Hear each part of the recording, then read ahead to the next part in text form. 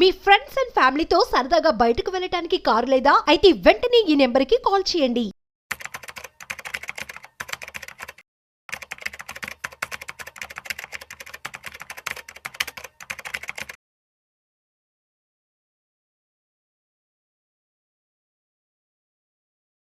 నమస్తే, నేను మీ Revanth Chalamala. So the most common question, sir మా ఇంటి ఈఎంఐ త్వరగా తీర్చేయాలి, సో త్వరగా తీర్చేయడానికి ఏదైనా మార్గం ఉందా? నాకు వచ్చేటువంటి బోనసులు కావచ్చు, లేకపోతే ఇయర్ ఆన్ ఇయర్ నాకు శాలరీ పెరుగుతుంది కదా, స్టెప్ అప్ చేసుకుంటూ నేను నా ఈఎంఐని పెంచుకుంటూ వెళ్తే ఒక 15 సంవత్సరాల్లోనే నా ఈఎంఐ కూడా క్లియర్ అయిపోతుంది కదా. సో ఇట్లాంటి క్వశ్చన్స్ చాలా ఉన్నాయి. Is there any other way? So basic ఇట్లాంటి ప్రశ్నలు చాలా ఉన్నాయి. సో ఇక్కడ ఒక చిన్న విషయం మనం అర్థం చేసుకోవాలి. సో హోమ్ లోన్కి సంబంధించి అది one of the lowest interest rate.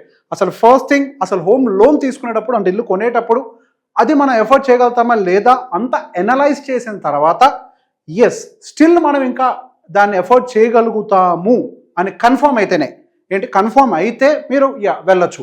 So బేసిక్గా ఆ హోమ్ లోన్కి వెళ్ళిన తర్వాత ఎర్లీగా తీర్చాలా లేకపోతే దానికి ఏదైనా మెథడ్ ఫాలో అవ్వాలా? సో దీన్ని కూడా ఒకసారి డీటెయిల్డ్గా బోర్డు మీద ఎక్స్ప్లెయిన్ చేసే ప్రయత్నం చేస్తాను. సో ఫర్ ఎగ్జాంపుల్, మనం ఏ ఇల్లు అయినా సరే ఒక 20 సంవత్సరాల కోసం తీసుకుంటాము. సో 20 సంవత్సరాలు ఈఎంఐ పెట్టుకున్నప్పుడు కొంచెం కొంచెంగా స్టెప్అప్ చేస్తే మనకు 15 ఏళ్ళలోనే క్లియర్ అయిపోద్ది. ముందు నాకు ఈఎంఐ క్లియర్ అయిపోతే మనసంతా ప్రశాంతంగా ఉంటుంది, ఎటువంటి బర్డెన్ ఉండదు. ఎస్, మనసంతా ప్రశాంతంగా ఉంటుంది, ఎటువంటి బర్డెన్ ఉండదు. కానీ దాంతో పాటుగా మన దగ్గర మరి కొంత అసెట్స్ని కూడా బిల్డ్ చేయడం కూడా ప్యారల్గా చాలా ఇంపార్టెంట్. కాబట్టి మనము హోమ్ లోన్ని పే చేసుకుంటూ ప్యారలల్గా ఏదైతే హోమ్ లోన్ యొక్క వడ్డీని లూజ్ అవుతున్నామో, సో అందరికీ ఉండే ప్రాబ్లం కూడా అదే కదా, హ్యూజ్ ఇంట్రెస్ట్ పే చేయాలి. అంత వడ్డీ ఎందుకు కట్టాలి? ఆ వడ్డీని తగ్గించుకుంటే పోద్ది కదా. సో ఆ వడ్డీని మనం ఏదైతే ఇక్కడ తగ్గించుకోవాలి అనుకొని ఎక్స్ట్రా కడుతున్నామో దాన్ని కనుక మ్యూచువల్ ఫండ్స్లో ఎస్ఐపి రూపంలో సో కాల్డ్ మీ శాలరీ పెరిగే కొద్ది 10% స్టెప్అప్ చేయాలనుకుంటున్నారు కదా, అదే ప్యాటర్న్లో చేస్తే ఏం జరుగుతుందో చెప్తున్నాను. సో బేసిక్గా ఇప్పుడు ఫర్ ఎగ్జాంపుల్ మీరు ఒక హోమ్ లోన్ వచ్చేసరికి ఒక 80 లక్షలు, ₹1 కోటి ఇల్లు, 20 lakhs down payment, 80 lakhs simple formula. 80 lakhs ఈఎంఐకి వెళ్ళారు. సో మనం 20 years టెన్యూర్లో పెట్టుకున్నాం, దానికి గాను ఈఎంఐ మనకి ₹73,000 వచ్చింది. దీనికి సింపుల్, ఈ ₹73,000లో కేవలం 10% అంటే ₹7,300 మాత్రమే మీరు ఫస్ట్ ఇయర్ నుంచి మీ ఎస్ఐపిని స్టార్ట్ చేయొచ్చు. సో ₹7,300 ఎస్ఐపిని మీరు కనుక స్టార్ట్ చేసినట్లయితే దాంతోపాటుగా మీరు పెట్టాల్సింది ఏంటంటే స్టెప్అప్ ఆఫ్ 10%. మీరు అనుకున్నారు కదా స్టెప్అప్ చేయాలి అని, ఆ స్టెప్అప్ ఆఫ్ 10% కనుక మీరు చేసుకుంటూ వెళ్తే సో మనకి ఎక్స్పెక్టెడ్ రిటర్న్ మ్యూచువల్ ఫండ్లో 15% ఉంటుంది కదా. ద సేమ్ వే 20 సంవత్సరాల వరకు అంటే మన లోన్ ఎప్పటి వరకు కడతామో అంతవరకు. So the simple thumb rule, again I will repeat, మనం కట్టేటువంటి ఈఎంఐలో ₹73,000 ఈఎంఐలో 10% అంటే ₹7,300ని స్టెప్అప్ 10% తోటి కనుక పెట్టుకున్నట్లయితే మనకి ఫైనల్ పీరియడ్ ఎండ్ వాల్యూ దాదాపుగా ₹2 కోట్ల ఎక్సెస్ ఉంటుంది. సో దానికి గాను మన టోటల్ ఎస్టిమేటెడ్ రిటర్న్స్ ₹1,53,00,000గా చూపిస్తుంది. సో ఇక్కడ మనం ఏం చేస్తున్నాం? ఎస్, ఇక్కడ వడ్డీ కడుతున్నాం. టోటల్ ఇంట్రెస్ట్ ఎంత పే చేస్తున్నాము? ₹80 లక్షల లోన్కి ₹95 లక్షల ఏమో ఇంట్రెస్ట్ని పే చేస్తున్నాం. కానీ ఇక్కడ దానికి కౌంటర్గా ఒక 10% ఎస్ఐపిని స్టార్ట్ చేసి మనము ₹1,53,00,000 దాదాపుగా మనం ఇక్కడ దాన్ని మళ్ళీ తెచ్చుకుంటున్నాం. అంటే కట్టిన దానికంటే ఎక్కువ రిటర్న్స్నే తెచ్చుకుంటున్నాం. ఇంత final end year end corpus మన దగ్గర ఒక ₹2 కోట్ల ఉంటాయి. సో ఇల్లు ఒకటి 20 సంవత్సరాలకి మనకి ఈఎంఐ పూర్తయితే సరిపోతుందా? లేదు, దానికి కూడా కొన్ని అవసరాలు ఉంటాయి. అవసరాలకి మీరు ఆ తర్వాత లైఫ్ లాంగ్ అవసరాలకి కార్పస్ని యూజ్ చేయడానికి పనికి వస్తుంది. సో అగైన్ ఇక 10% అన్నదాన్ని ఒక 50 lakhs కూడా ఎక్స్ప్లెయిన్ చేసే ప్రయత్నం చేస్తాను. అక్కడేమో 80 లక్షలు తీసుకున్నాం, ఇక్కడేమో ₹50 లక్షల లోన్ తీసుకున్నాం.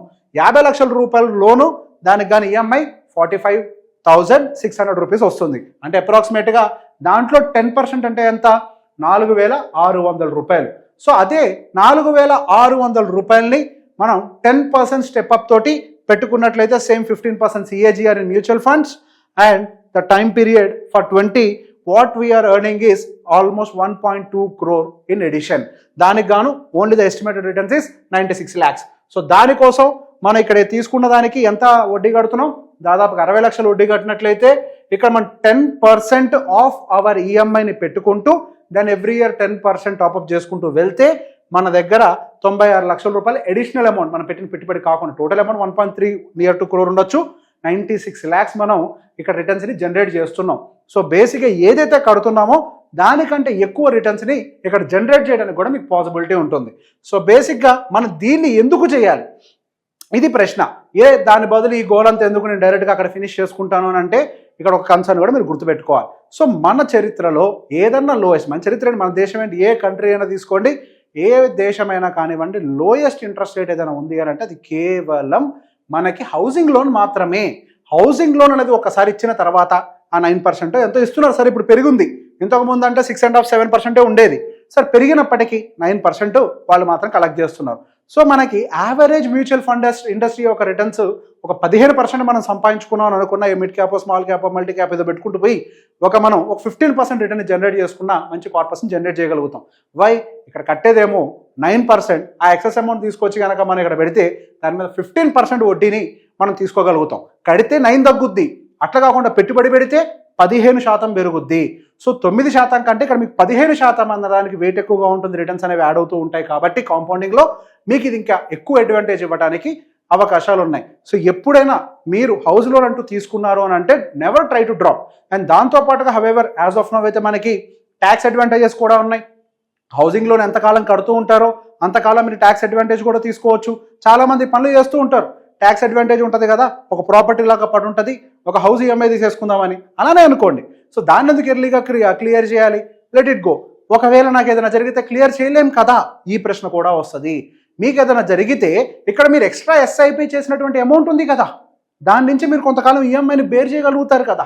సో అది ఇంటి కోసమే పక్కకు పెట్టుకున్నామని అనుకోండి, దాని ఇంటి కోసం పక్కకు పెట్టుకున్నామని అనుకొని ఎప్పుడైనా నిజంగా మీకు ఆరోగ్య సమస్య లేకపోతే ఉద్యోగాలు అంటే ఏదైనా శాలరీ ప్రాబ్లం ఉన్నా కానీ మీరు కొంతకాలం కొన్ని నెలల పాటు దాని నుంచే తీసుకోవాలంటే హౌస్ ఈఎంఐని పే చేయొచ్చు. మీకంటూ నిజంగానే ప్రాబ్లం వచ్చింది అని అంటే నార్మల్గా ఉన్నా పే చేయలేరు, దాని బదులు ఎక్సెస్ పే చేసే బదులు అట్లీస్ట్ ఇక్కడ సేవింగ్స్ అనే పక్కకు పెట్టుంటే you will have a corpus. So ఎప్పుడైతే మన చేతిలో ఒక కార్పస్ అంటూ ఉంటుందో మనకు ఆయుష్ ఆటోమేటిక్గా పెరుగుతుంది. ఇక్కడ బేసిక్గా మనిషికి అదేంటి అమృతం అంటారు చూసారా, everyone knows having a lot of financial corpus, అదే అమృతం. అది ఎంతమంది దగ్గర ఉంటుందో వాళ్ళందరికీ ఆయుష్ పెద్దగానే ఉంటుంది. సో బేసిక్గా ఇక్కడ ఫైనాన్షియల్ కార్పస్, హవెవర్ ఒక ఫిజికల్ అసెట్ని బిల్డ్ చేసాం, దాంతోపాటుగా ప్యారలల్గా ఫైనాన్షియల్ అసెట్ని కూడా బిల్డ్ చేయగలిగితే మన దగ్గర డబ్బులు ఉంటాయి, ఆస్తి ఉంటుంది. రెండు ప్యారలల్గా మెయింటైన్ చేయగలిగితే మనం ఫ్యూచర్లో సెక్యూర్గా ఉండడానికి మంచి అవకాశాలు ఉంటాయి. ఈ వీడియో ఎవరెవరైతే డైరెక్ట్గా లోన్ క్లియర్ చేయాలనుకుంటున్నారో వాళ్ళందరికీ షేర్ చేయండి. Thank you very much.